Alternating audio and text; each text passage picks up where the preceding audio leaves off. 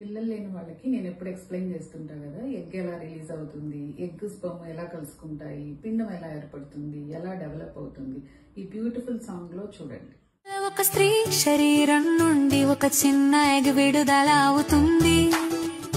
ఒక పురుషుడు స్త్రీ శారీరకంగా దగ్గరైనప్పుడు పురుషుడి శరీరం నుండి మిలియన్ల కొద్ది స్పెర్మ్ విడుదలవుతాయి.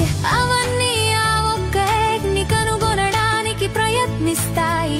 కానీ ఒక్క స్పెర్మ్ మాత్రమే ఆ ఎగ్ లోకి ప్రవేశించగలుగుతుంది.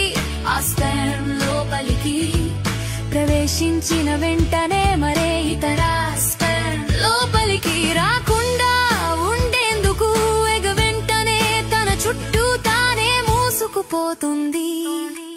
ఎగ్ లోపల స్పెర్మ్ మరియు ఎగ్ నుండి వచ్చిన DNA కలిసిపోతుంది. సరిగ్గా క్షణంలోనే ఫెర్టిలైజేషన్ జరుగుతుంది. ఇది శిశువు యొక్క ప్రారంభం.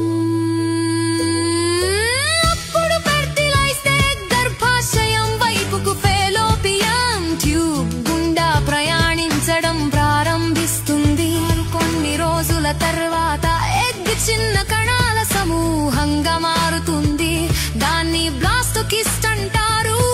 5 లేదా 6 రోజుల ప్రాంతంలో బ్లాస్టోకిస్ట్ తన చుట్టూ ఉన్న షెల్ నుండి బయటకు వచ్చి గర్భాశయం గోడకు అతుక్కుంటుంది. దీనిని ఇంప్లాంటేషన్ అంటారు. అప్పుడే శిశువు యొక్క అసలైన పెరుగుదల ప్రారంభమవుతుంది. 9 నుంచి 12 వారాల వరకు దానికి గుండె, మెదడు, వెన్నెముక, చేతులు, కాళ్ళు స్పష్టంగా ఏర్పడతాయి. లోపలి అవయవాలు పని చేయడం మొదలు పెడతాయి. చివరికి దాదాపు 40 వారాలకు ఆ జీవం పూర్తిగా ఎదిగి పుట్టడానికి సిద్ధమవుతుంది. ఇలా ఒక జీవం ఒక శిశువు రూపం దాల్చుతుంది.